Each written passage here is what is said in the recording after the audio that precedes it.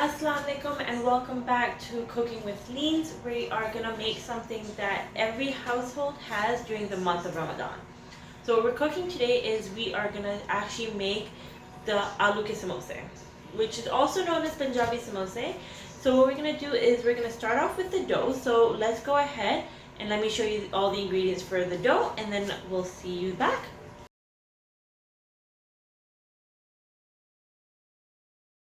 Okay, so here we go. Here we're going to start with our dough over here. And the first thing that we're going to do is we're just going to add the key in all of this.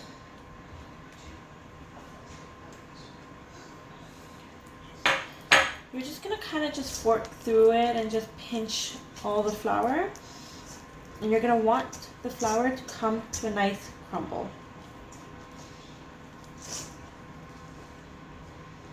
Okay, so what you're going to do is you're going to have a little crumble of it like this. So all of these are going to be crumbles.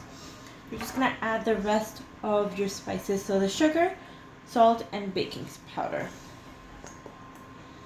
Put that in. Now the next part is optional. It is something that I do personally for my family. So it depends on you and your family if you guys want to do it. Is I add ajwain in mine. Just gonna toss that in. Like I said, it is optional. It depends. Some people add zina. I don't. I do both. But in this one, I'm gonna do ajwain. So that's nice and crumpled. Now you gotta remember that this is not like your regular chapati, so you don't want it super soft, but as a binding agent in this and something to bind everything together, you do have to use some water. Now I personally like using cold water in here, and the water is obviously dependent on how much flour you have and how hard it is. Everything is a little bit different from here onwards.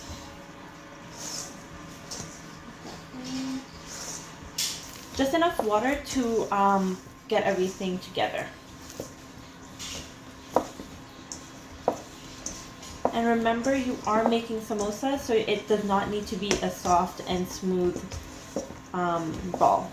So it needs to be really nice and flaky. Like you see over here, this is exactly what you're looking for.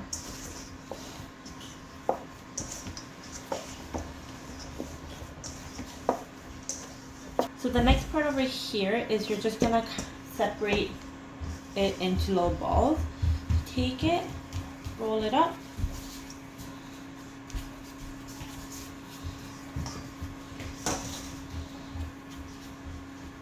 And you're just making little balls that fit in your palm. Okay, so it just gotta fit in your palm here. Ball that up and put it aside. Okay, so I'm just gonna go make all the balls and I'll see you guys in a little bit. Okay, so here you have it. They're all in balls. So what we're gonna do now is we're just gonna cover this up and put it aside for about 20 minutes. And while this is all setting together, we're gonna go and make the filling of the samosas. Okay, so let's get to that.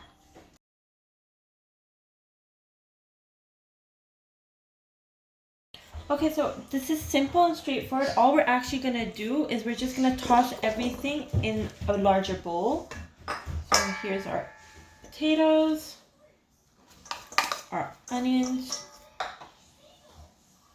our chopped coriander. Give it a little stir.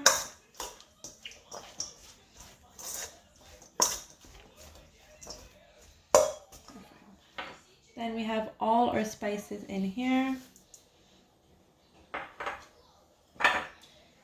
And our chili flakes. The chili flakes really depend all on you and how spicy your household likes it.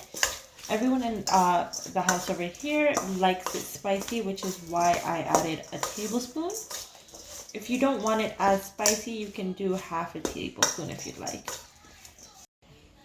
Okay, so now that we're all ready over here, what we're gonna do is we're gonna start off with taking one of the balls, dip it in a little bit of flour just so it doesn't stick everywhere.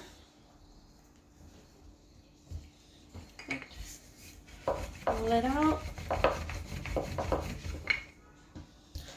So now that it's in a nice round shape, what you're going to do is you're actually just going to cut this in half. Now each of these samosas will make you about, each one of these balls will make you 2 samosas.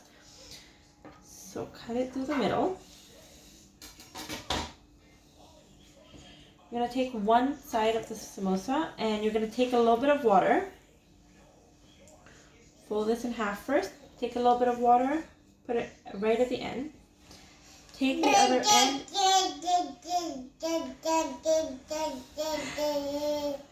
and just close the binding. Once it's nicely closed, what you're going to do is you're going to take your filling and put the filling right in the middle. Once it's nicely stuffed, you're going to take a little bit more of the water and just dab it around. And close your samosa.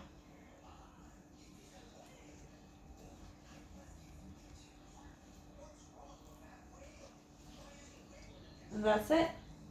Okay, so here we have our samosas. Now what we're going to do is we're just going to pop them in the freezer just so they harden a little bit right before we deep fry them.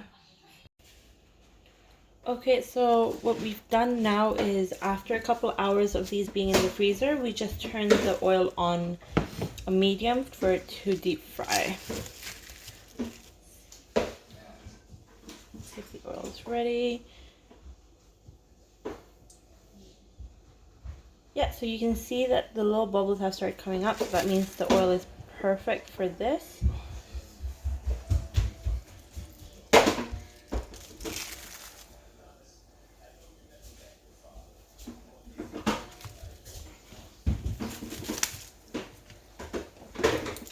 Again, you don't want to do too many at once because this does tend to make the oil a little bit cooler, so you just want to do it a little at a time. Okay, so this is the exact color that you're looking for, so all you're going to have to do is to take it out. I'm just going to go plate these and then I'll show you what it looks like at the end.